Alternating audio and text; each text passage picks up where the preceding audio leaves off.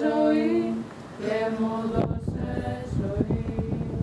Ζούσα μες στην αμαρτία πρώτα και με φύρε ο χρόνος.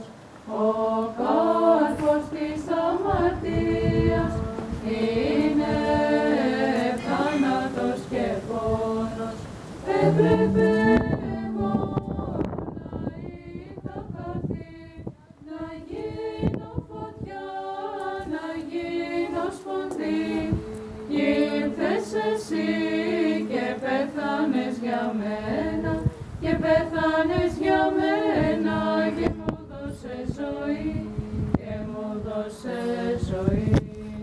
Τώρα νιώθω της καρδιάς το δάκρυ να κύλα για σένα και